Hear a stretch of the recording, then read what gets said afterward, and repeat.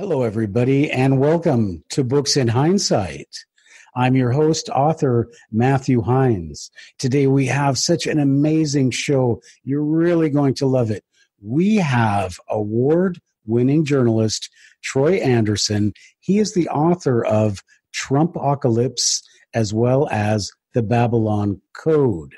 It's really going to be a great show. So before we get started, I want to send a shout out to some of our new subscribers. We're getting so many of them, but I want to say hello to Rayonda Ryan.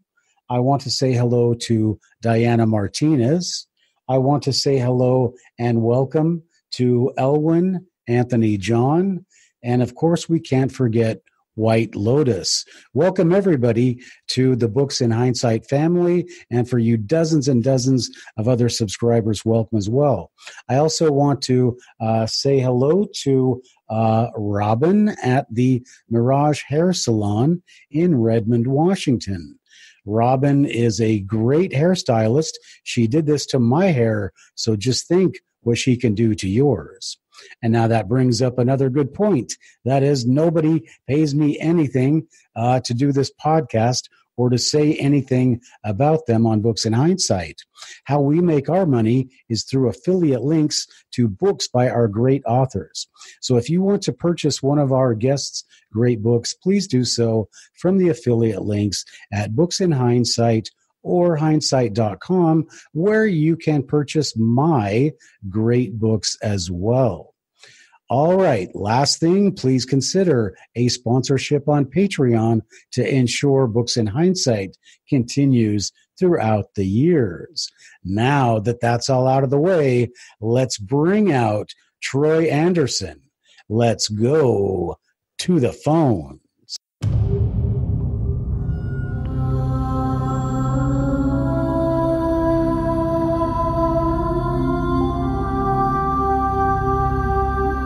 Welcome to Books in Hindsight, the only podcast where hindsight is always 2020. And we explore the great books, works, and ideas of the century. Now, here's your host, teacher, and author, Matthew Hines.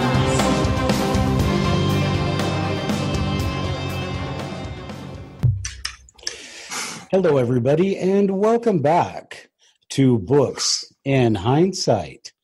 As I promised you, I have the most amazing author and journalist. I have Troy Anderson. Now, I'll just give you a little bit of background on Troy, and then I'll let you, I'll let him explain a little bit more to you about his background, his philosophy, and his motivation for writing Trumpocalypse and his other book, The Babylon Code. So first thing, Troy was a reporter and also editor and bureau chief at the Los Angeles Daily News, and we certainly want to talk to him about that. So just with that background, and to let you know that if you want to follow along with the podcast, go to troyanderson.us, and you can see his books there, and you can see descriptions, and you can also see information on his co-author, Paul McGuire. And with that, let's bring him out. Troy Anderson, welcome to Books in Hindsight. Thank you for inviting me on. It's great to be on your show. Well, it's certainly great for us, Troy. You are a great journalist. I didn't mention yet that you were nominated for 2 Pulitzer Prizes, and we are going to talk today about your journalistic experience and how that led you to write the book Trumpocalypse. But before we do any of that, Troy, could you just talk to us a little bit about your background? I probably left something out because it's so extensive. Could you tell us a little bit about your journalistic background as well as your, I guess, philosophical background? Oh, okay. Well, I grew up in a small town in Oregon. I attended the University of Oregon Journalism School and spent 2 decades working at different newspapers, starting out the Nevada Appeal in Carson City and ultimately the Los Angeles Daily News and the Press Enterprise. And a few years ago, I was executive editor of Charisma magazine, and I've co-written 2 best-selling books, The Babylon Code and Trumpocalypse. That's sort of the background in a nutshell. In terms of my philosophy, I'm probably, sort of center-right conservative. Okay, so that can be our first avenue into this discussion. Okay, so you are a center-right journalist. What are you doing in journalism? Isn't journalism just for the left these days? Well, back, when I first started out, there was still sort of a semblance of objectivity in journalism. And so, conservatives were welcome in newsrooms around the country. And, but things have changed the last 10 years, as we've seen with much of the mainstream media, unfortunately. And there's this extreme partisanship that's emerged. So there's, today I write for Newsmax and Town Hall and different, sort of conservative publications. So there's sort of this whole universe of Christian and conservative media outlets now, and you have sort of mainstream media. So in some ways, it's sort of like it was back in the early 1900s with the muckraking journalism. You have very partisan newspapers, and it wasn't until the 30s and 40s and 50s that sort of objective journalism entered the scene. But now we're back to this very partisan kind of media atmosphere. Right. And so, yeah, it's because you're talking about muckraking journalism and then post-war journalism. I guess it was probably more just because there were a limited number of media outlets competing for readers. And if you had fake media, then people were probably going to switch to a different avenue of information. So you got into the journalism business about what, can we ask what year? Yeah, so my first newspaper was, actually I started freelancing for the Oregon Daily Emerald at the University of Oregon back in 1990, I think it was. And actually, this is an interesting story. I'm a descendant of Friedrich von Schiller. He's the German poet and playwright, wrote Ode to Joy and some plays like Don Carlos and William Tell and Marie Stuart. And my grandmother, when I was a kid, she would always talk about Schiller. She just absolutely loved Schiller and encouraged me to become a writer. So I started writing poems and short stories and songs a lot when I was a kid. And then at some point, I was going to college. I wasn't really sure what I was going to do. My dad says, why don't you take journalism? You'll be good at that. And so, he sort of encouraged me in that way. And so I, became a reporter. And just really loved it, especially investigative reporting. I did a couple, sort of investigative pieces at the University of Oregon, and I just really loved it. And so over the decades, I've done a whole bunch of, investigative series, and these 2 books are both investigative books in nature. Okay, well then we might as well just ask this question now, because as we see in the media, we see that it's more about reporting off social media posts, and people are not actually out digging up stories anymore.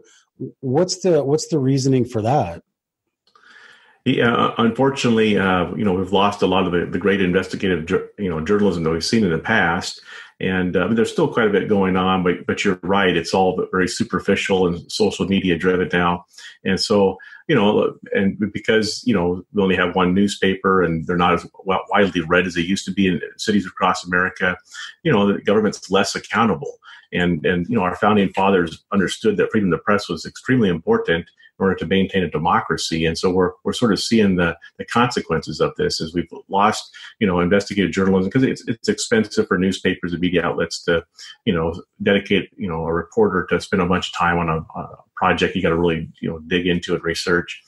And, it's just easier and cheaper to, just to have people, aggregating news and doing that kind of thing.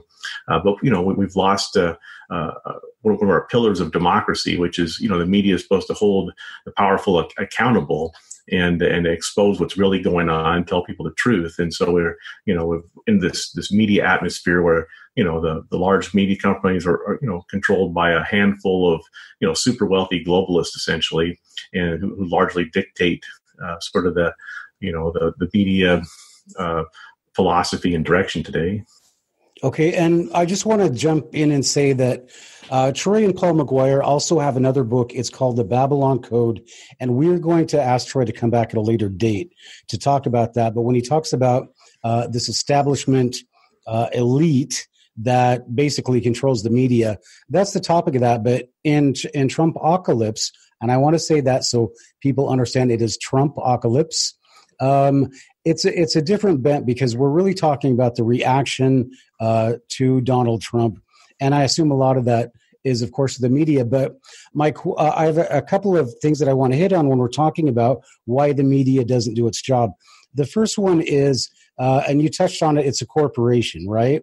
So how much of do our investigations quashed because either of legal fears, like remember that movie about the tobacco thing, and CBS or 60 Minutes didn't want to run it because they didn't want to get sued. How much of that is actually dictates the news that we see today?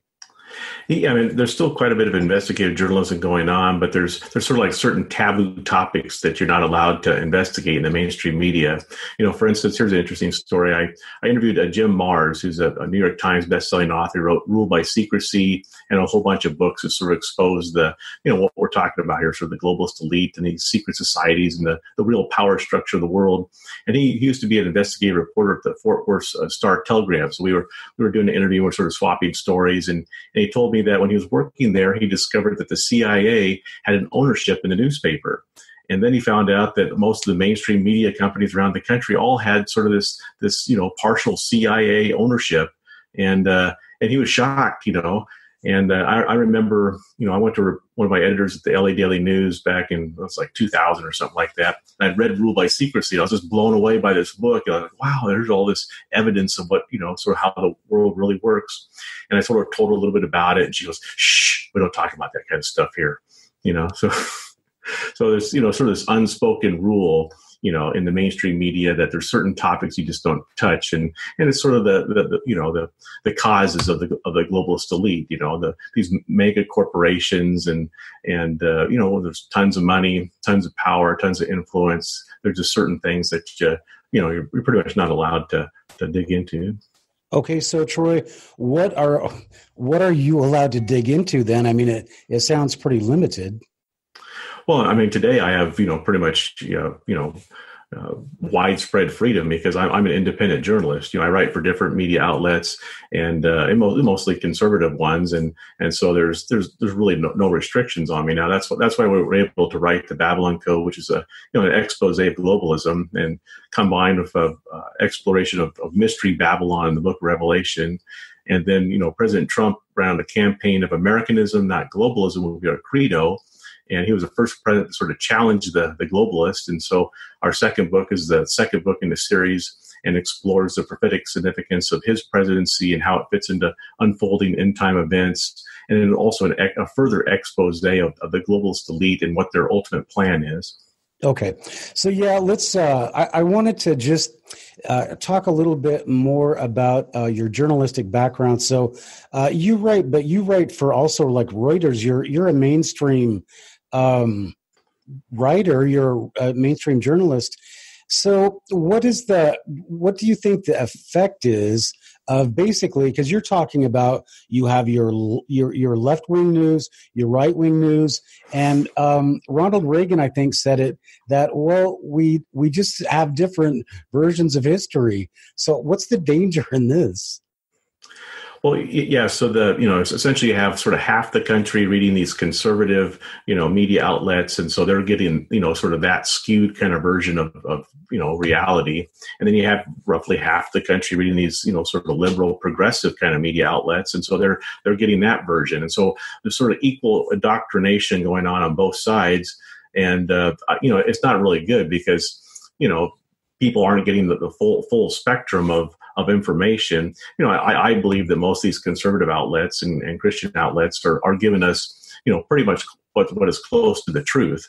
And so I prefer to write for these and to read these. But, we have a very large segment of the population that probably doesn't, read this kind of information or see it on TV or hear, broadcasts and that kind of thing. And so they get a very skewed version. And there's literally, billions of dollars being spent by, advertising companies and public relations and think tanks and foundations and government agencies and intelligence agencies to, control what we think about, how we think, sort of this scientific mind control.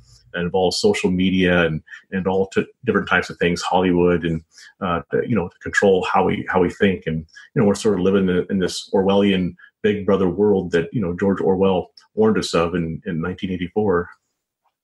Right, and it is very scary. And so you talk a little bit about I think it is Trumpocalypse. And when you start talking about Orwellian code and Trumpocalypse, you make a reference to the use of the term deplorables.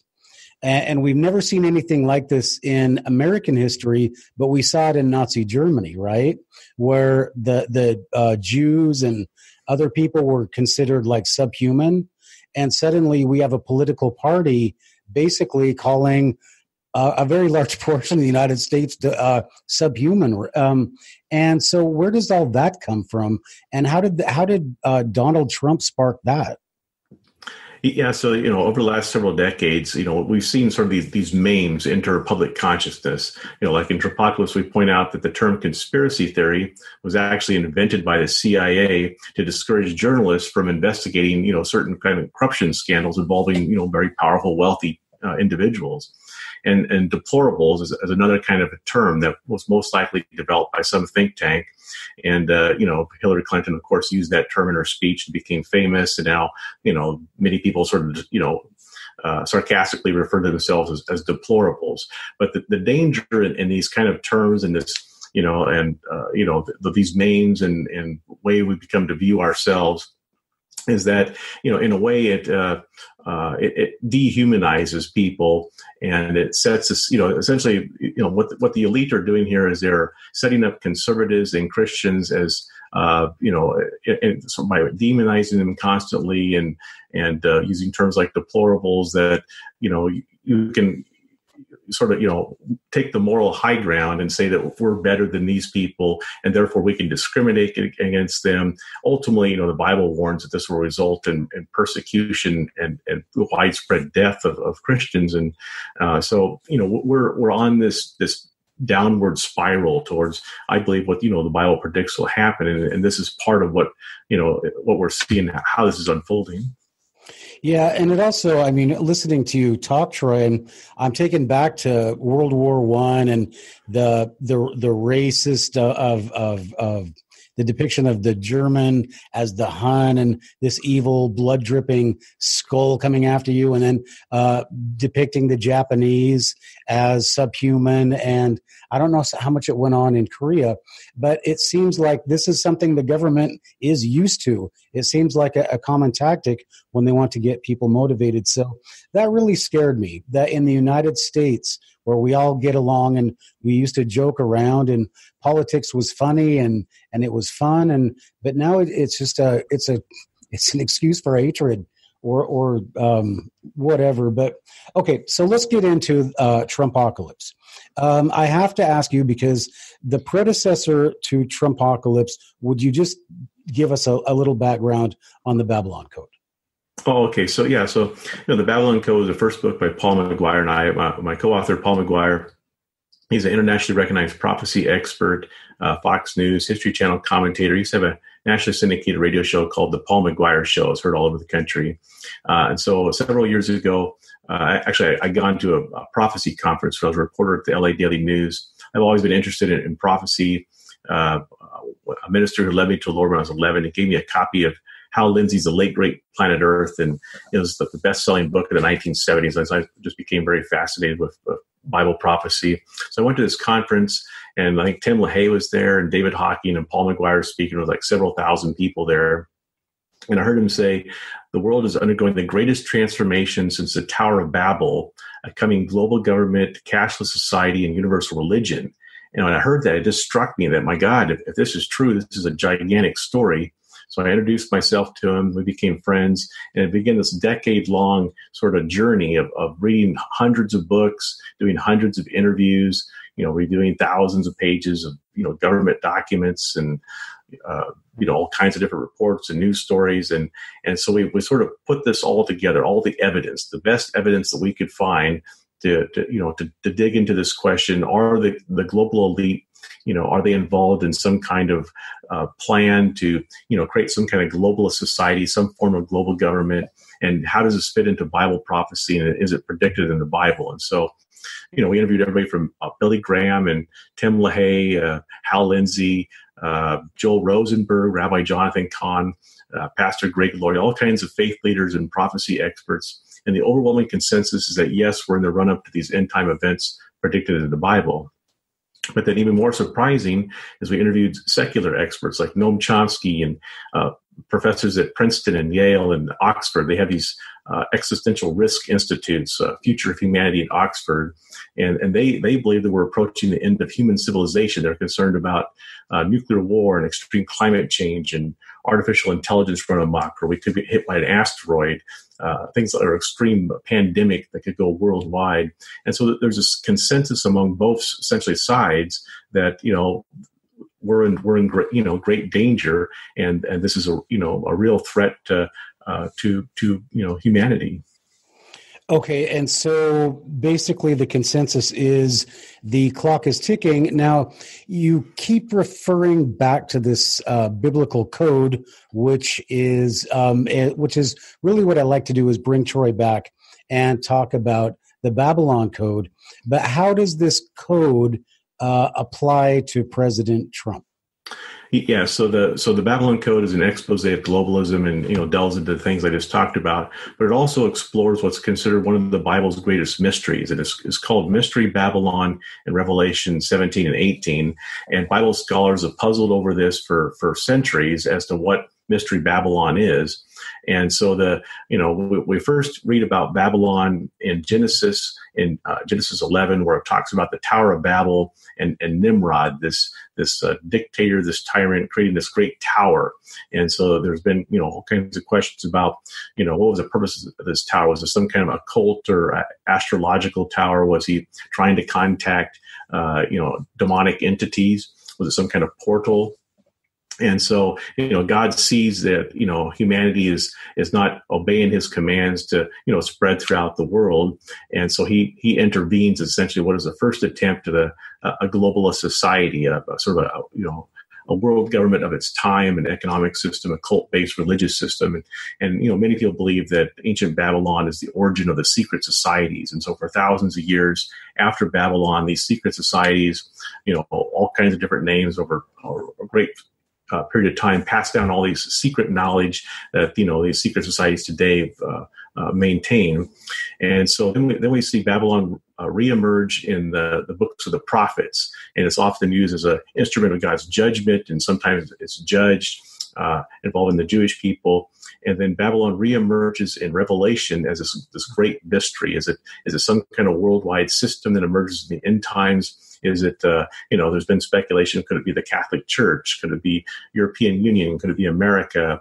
Could it be Islam? Or is it a global system? And we argue that it's an emerging global occult kind of system that we see emerging now that involves very powerful globalist kind of individuals and an amalgamation of, think tanks and corporations and different kind of secret societies and quasi groups. You hear about the Bilderberg Group, and this is sort of this all these globalists, sort of coming together to, they believe that, that they want to create a utopia on Earth.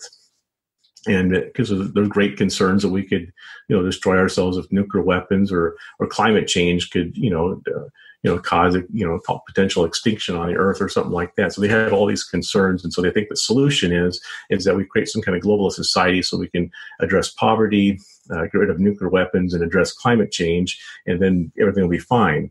But the Bible warns that this is this will be taken advantage of at some point by the figure known as the Antichrist, who will essentially establish a global totalitarian government, exploiting these naive hopes.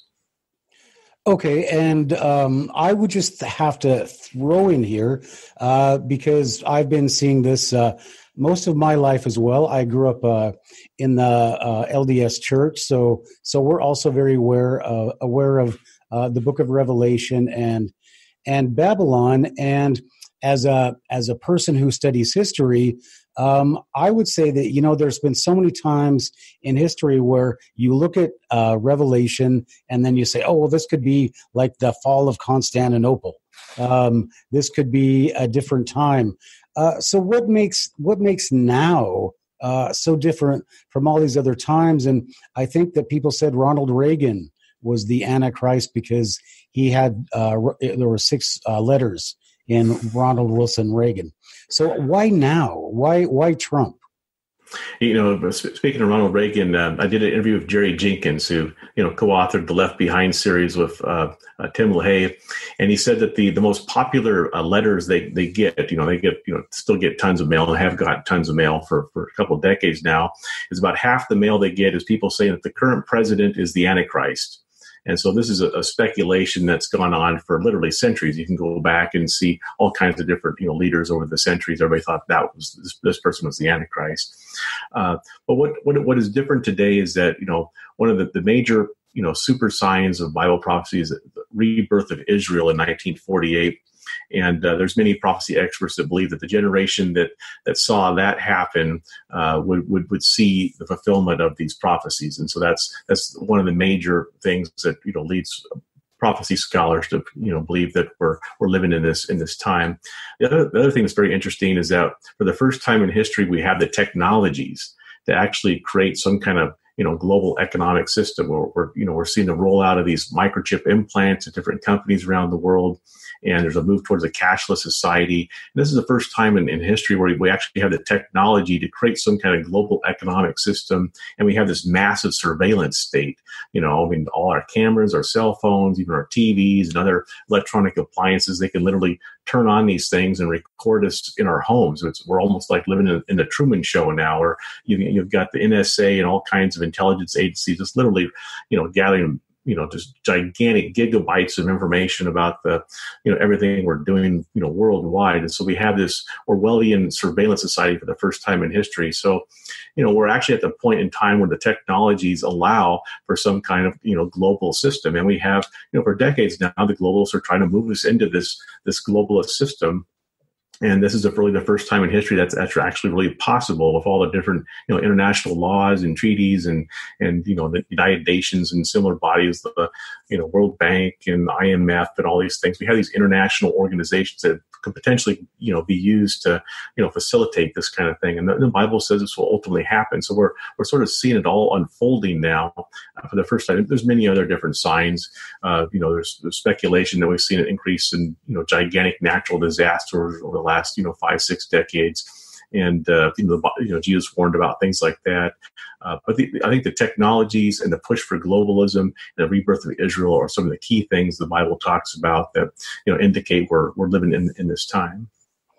Okay, so let's, I want to ask you about the structure of Trumpocalypse. Who contributed? Am I seeing some Jim Marrs in here? Am I seeing some Pat Robertson in here? Am I seeing some Billy Graham in this book? Yeah, I did 50 different interviews for Trumpocalypse. And, of course, what I would do is I sort of laid out the structure of the book, and I would send a chapter synopsis to my co-author, Paul. And I'd say, send me some material on, talking about this kind of stuff. And then I sort of merge these interviews, the research that I'm doing with his writing, we sort of merge it together. And we've done this on 2 books now. And, it just works out very well because we think very similar. And so, I did an interview with Billy Graham a few years ago before he passed away. And he said that signs of the end of the age are converging for the first time since Jesus made those predictions. And so I, include his interview in this book. I interviewed Jim Marrs a couple of years ago before he passed away, and so I include some of his stuff and some of the key research that he did in different books. I just became very interested in his books over the years. I didn't interview Pat Robertson, but we did interview people like Noam Chomsky, Pastor Greg Laurie, a couple of generals, former CIA guys. There's several professors at, I think, at Princeton and different places, and other Bible prophecy experts. So we sort of put it together to add credibility to the book. So it's not just, Paul and I writing stuff and citing research, but it's also, I try to find the most highly credible people I can to interview and see what they think about all this, and then put it all together. So the books really lay out the evidence in a credible fashion. That's part of our idea. Okay, and if you're just tuning in or you don't know, you forgot what we're talking about, we are talking to Pulitzer Prize nominated journalist Troy Anderson, and we're talking about his book, Trumpocalypse, and it is a collection of basically interviews, essays, questions that he asked to people about our times.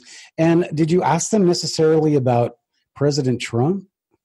Well, yeah. So the book, also explores the rise of the Trump presidency. Like, as I mentioned, he campaigned against globalism, and he said Americanism, not globalism, will be our credo. And then, and then everybody was stunned that, worldwide when he became president, and how could this happen? Franklin Graham, I think, came out the day after Trump had won, and said, the media didn't understand the God factor in all this. So there's been many faith leaders who've said that they believe that, God, may have, intervened in some kind of fashion to, help President Trump become elected. In fact, the Bible says that God deposes kings and he raises up others. So in that sense, pretty much any leader that's ever lived, in some fashion had, God's, I guess, sort of stamp of approval in some way, either for good or bad. So it's not necessarily that, God raised up President Trump for, a totally good purpose. There could be, multiple dimensions to his presidency and why he's our president at this time. As I understand the Bible. So our book explores, that element and the role he's playing. And in fact, we essentially make the argument that, he's like the one thing standing between us and the globalists and their new world order that they like to unleash on the planet. And right now he's, thanks to sort of his warrior spirit and his masterful, the way he handles the media and Twitter and negotiations and his skills over a lifetime as a businessman. So even though we're seeing all this negative stuff about him, and, of course, he lived the life of sort of a playboy billionaire, and perhaps, he became a believer here recently. But, we make the argument that, he has sort of the skill set we need at this time in history to, sort of hold back these essentially forces of darkness that are trying to, we argue, move us into this global system. Yeah, but Troy, how much of it's books like your Trumpocalypse, it's books like your Babylon Code, it's people like you, Jim Mars, even I even wrote a book about this kind of stuff, but how much is the public just becoming educated about it, and that's what got Trump or President Trump elected? Because people know the jig is up. People have figured out the game, and it's everywhere. Yeah, there's been this, sort of global raising of consciousness in the last decade or so. For a long time, people were sort of, had sort of vague notions about some of these kind of things, but weren't really sure about it. And we're sort of afraid to talk about it because if you brought this kind of stuff up, you'd be sort of ostracized. It might affect you economically. You might lose friends. They might think you're sort of crazy, that kind of thing. But so polls a few years ago show like maybe 20, 30% of people thought that there are sort of, powerful behind the scenes forces that are, largely manipulating our political systems and governments. But, after the term the deep state came out, the poll, I think I cite in Trumpocalypse, that 75% of the public believes that deep state exists and that they and the globalist elite largely control the political system. In fact, I interviewed a professor at Princeton who studied this, and when he went into the study, he thought that, he'd find that, the elite has, quite a bit of influence over our political system, but, not as much as we might think. And what he found is that, regular everyday people have almost no impact on our political system, and the elite have almost total control, through campaign contributions and lobbyists and PR firms and, the whole gamut. And so we now live in this, sort of this oligarchical kind of society where, big money largely controls everything, big corporations and all the associated, think tanks and foundations and the media, to a certain extent, which is largely controlled by these corporations and very wealthy individuals. And so we're living in this society now where, like you said, people are, quite a bit aware of what's happening now. And so there's resistance to it. We saw it with Brexit in Europe. We saw it with the election of Donald Trump. And in, sort of these populist kind of movements that are breaking out around the world now. So we're, it's an open question as to what's going to happen here. But, we encourage people to be brave, to be courageous, and, to stand up for our liberty and our freedom. We're, I believe we're in great danger, and it's incumbent upon us to, just like our forefathers did in the, American Revolution, the Civil War, World War II. We have a long history of people, standing up and being brave and risking their lives for freedom and liberty. America's not perfect and has, committed all kinds of terrible things over the centuries, but, it's sort of the best thing we got. We still got, literally polls show hundreds of millions of people would like to move to America. And so, it's important for us to be brave and to stand up at this time.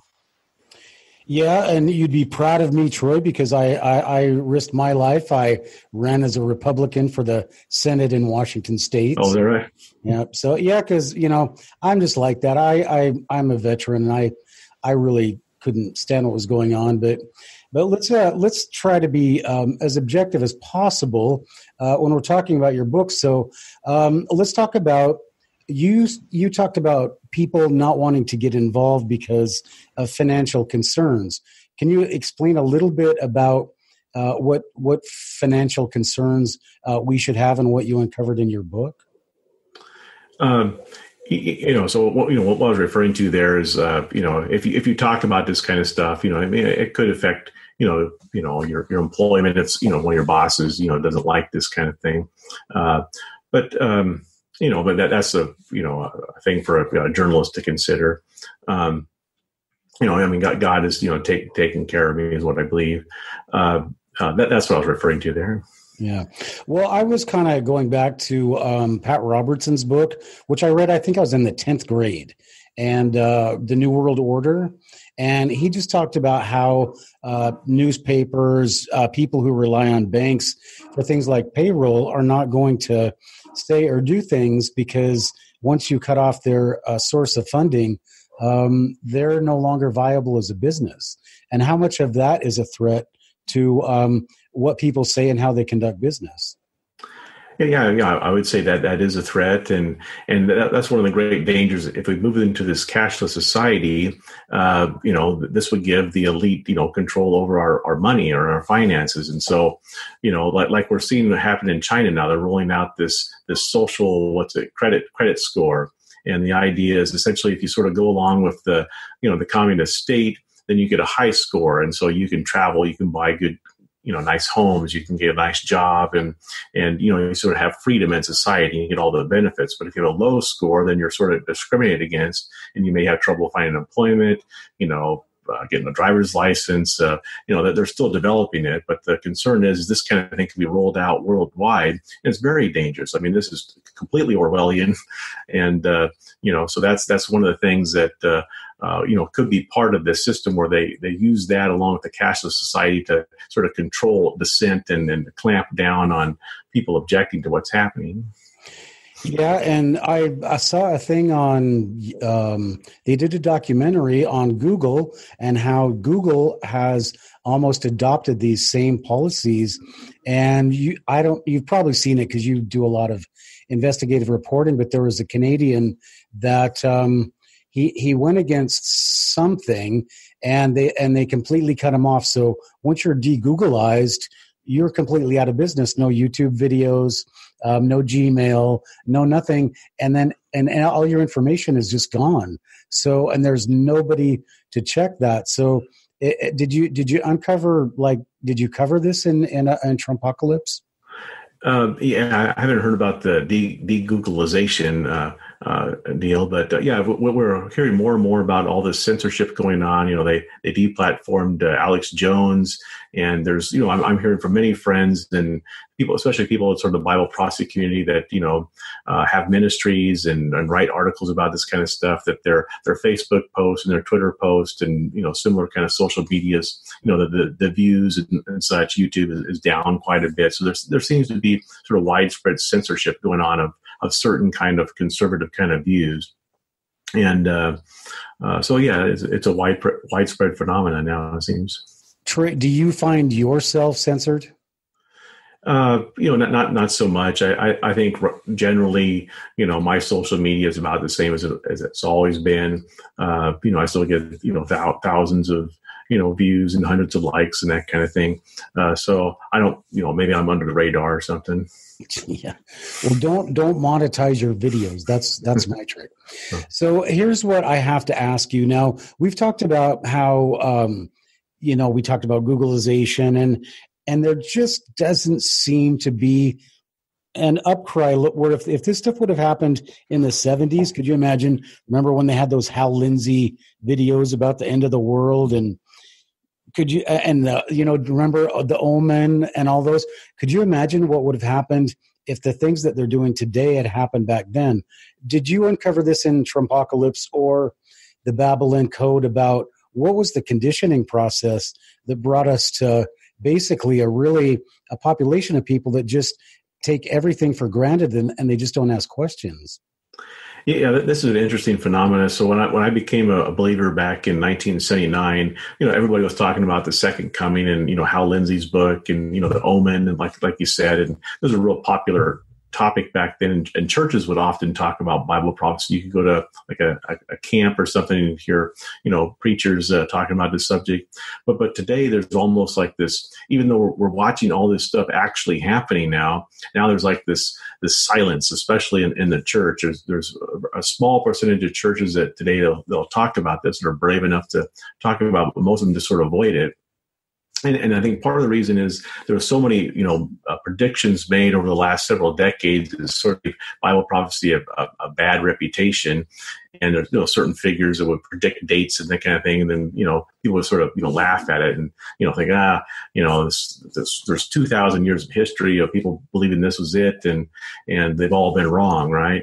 So in that sense, Bible prophecy sort of got shoved over to the corner, and so the great irony is that now we're watching all this stuff happen, and now we're largely not talking about this, and there's dozens, if not hundreds, of prophecies in the Old Testament that many Bible prophecy experts believe predicted the coming of Jesus, and even Rick Warren, he came out in an e-newsletter here a couple of years ago and said, if all the prophecies of Jesus's first coming came true, which he believes they did, then it stands to reason that all the prophecies of his second coming are going to come true too.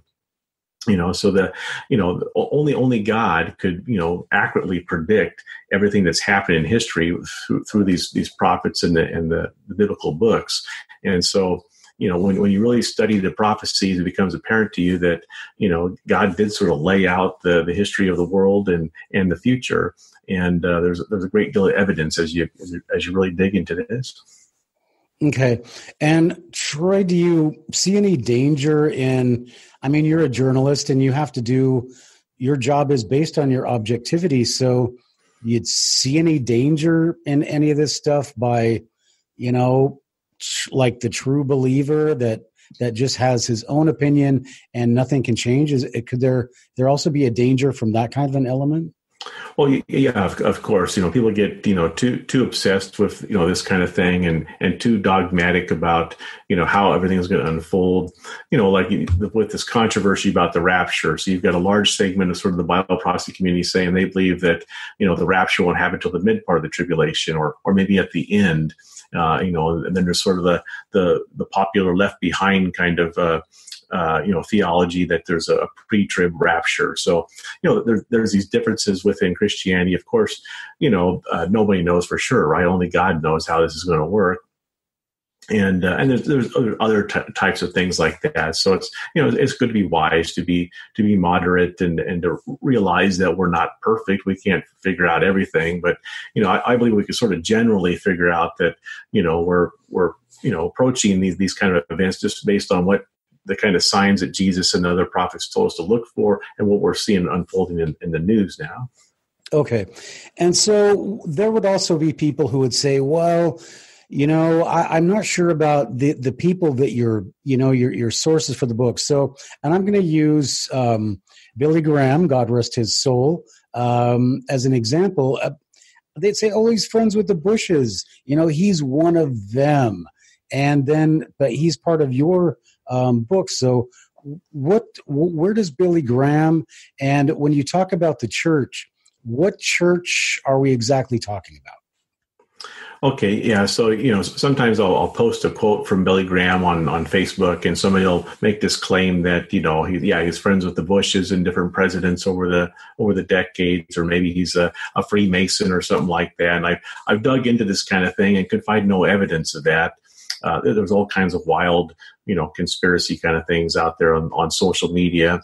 And, he was a very diplomatic man. He was, throughout the Bible, you'd often see sort of the prophet that would, have access to the king. And so in a sense, Billy Graham, to a certain extent, sort of fulfilled that role in modern times, I believe. And, I've read books about him. I actually got invited to the Billy Graham Training Center, the Cove in North Carolina, about a month before he passed away.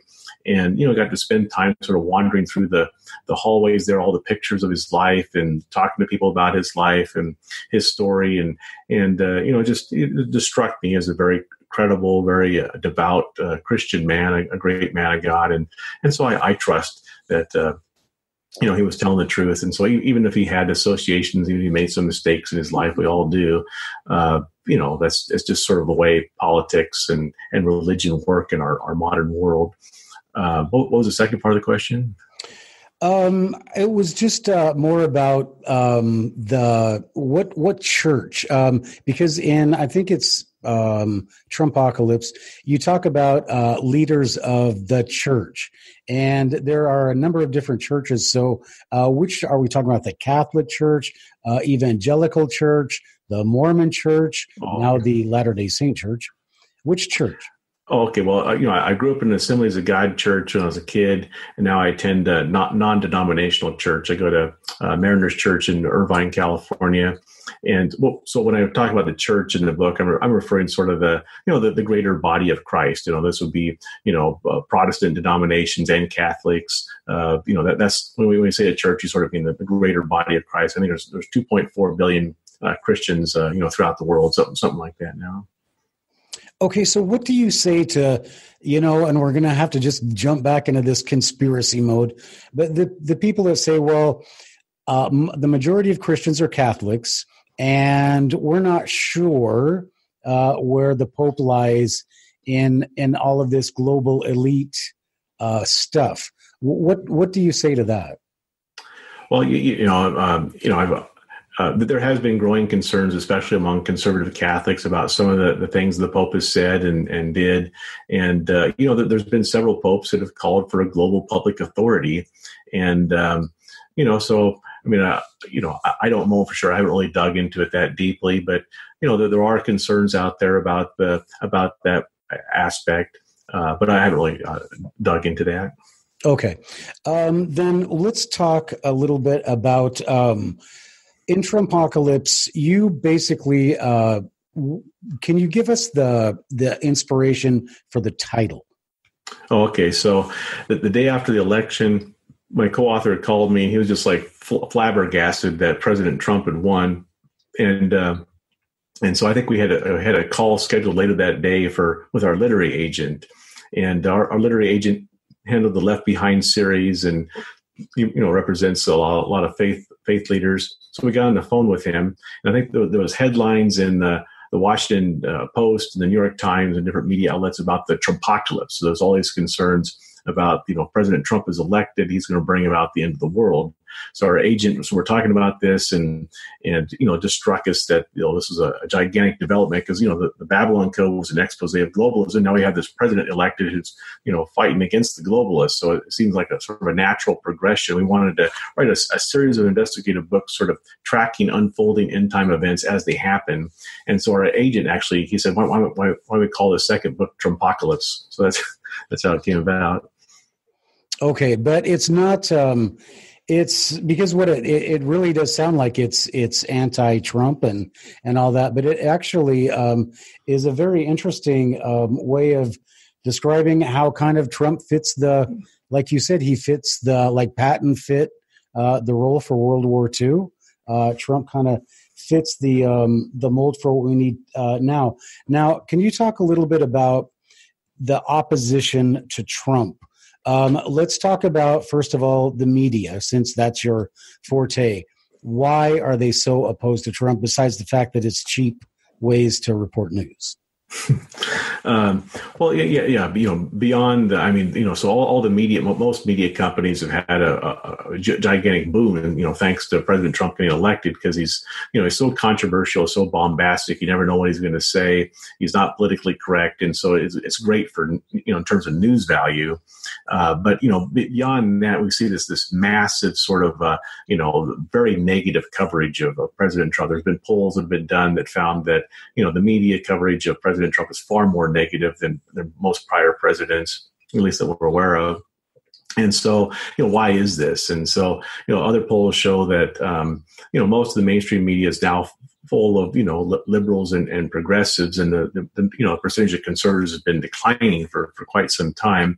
And so there's sort of this group think, I believe, that emerges. And, when you work in a newsroom, you figure out the expectations of your editors and what they will allow, what they don't allow, what they like, what they don't like. And so, there's sort of this groupthink mentality that develops. But then, behind the scenes, of course, we have a very small number of very wealthy, powerful people who own most of the media corporations. And so, they exert, that they choose who the editors are, who the producers are. And so by that power can exert, what kind of news is covered. And in general, I believe that most of the decisions on coverage is made, mainly by the editor or the producer, assistant editors, that kind of thing. But there's sort of this expectation. So that's why I believe we're seeing this massive, sort of media attack on the president, because, it's recognized by these very powerful individuals that he's blocking their ultimate goal. Well, I think that most people agree with that. And most people that are on that side of the political spectrum. But let me ask you this, Troy: Would you have been given a job, even though you did go to the UO Liberal College? Would you get a job today as a journalist if they knew of your Christian background?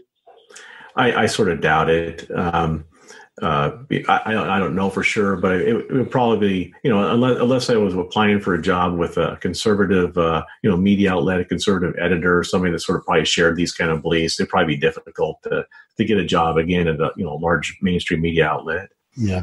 But you contribute to Reuters, right? Yeah. Well, I strain for Reuters. Yeah. Okay. So also, Paul McGuire, he's a contributor to CNN as well. Can you give us a little bit more about Paul? He's, over the last couple of decades, he's been a commentator on Fox News and CNN, History Channel, Discovery Channel, and so, plus we go on, different, national and international TV shows and radio programs and that kind of thing. So, we get quite a bit of, access to the media, and I write for different, media outlets. We just believe God has sort of given us favor, and we believe very strongly this is an important message to get out to people, because there's still a lot of people that, don't fully understand what's happening. Yeah. And now you're on Books in Hindsight. Mm-hmm. So it's going to be out there. So, all right, Troy, let me just remind people, the books are Trumpocalypse, and they are also the Babylon Code, and available at troyanderson.us. Actually, that's your website.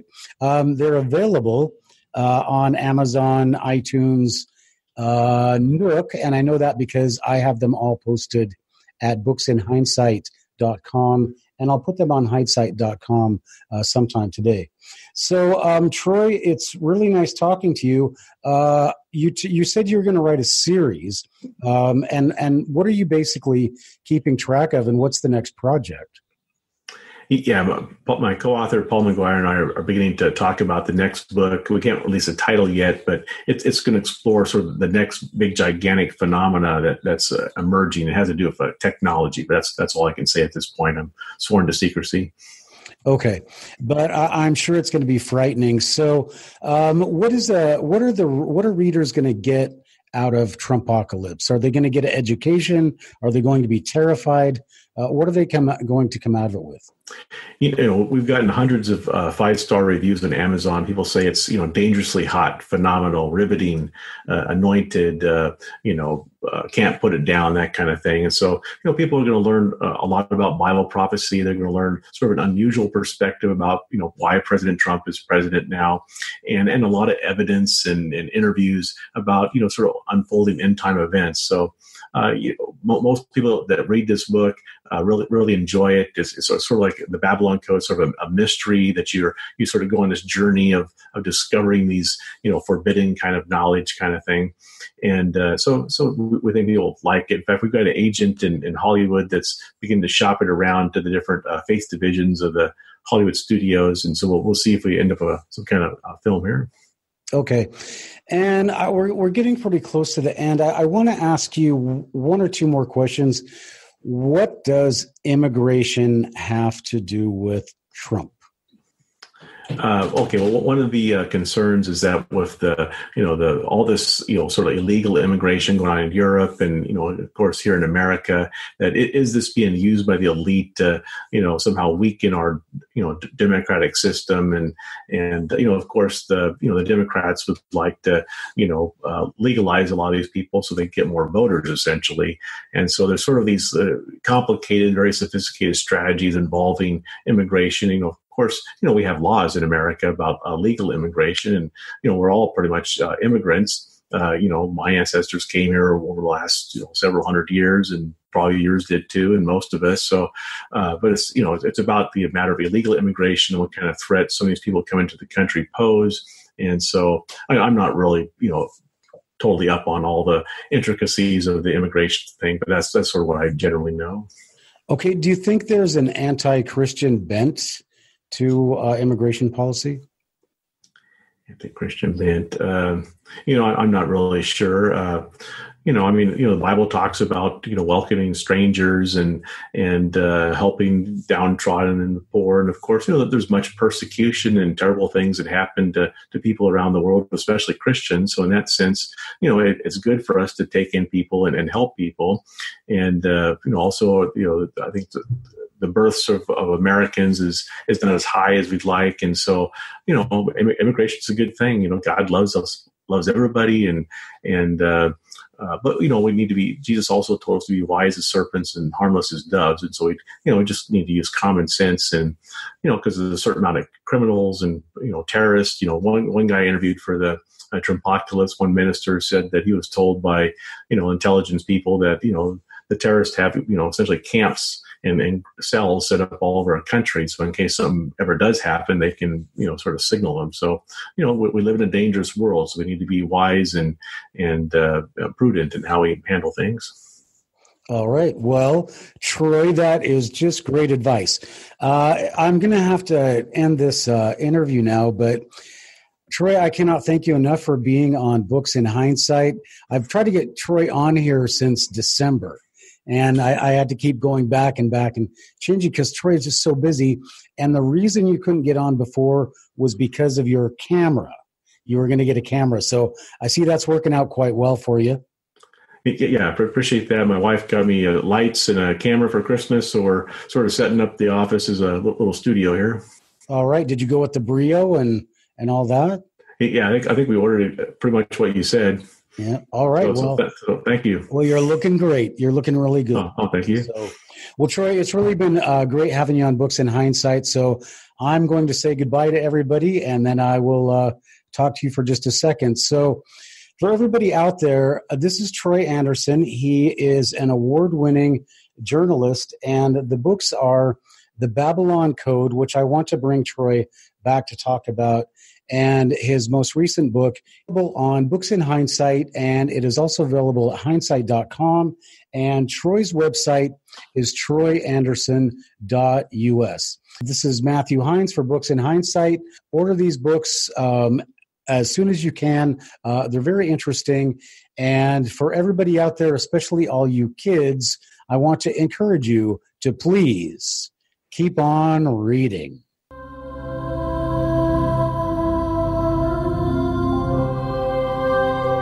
This has been Books in Hindsight with your host, Matthew Hines. Please join us for our next podcast and look for our archives on iTunes and go to thehindsight.com. That's HEINES site.com for great books by Matthew Hines and other great authors.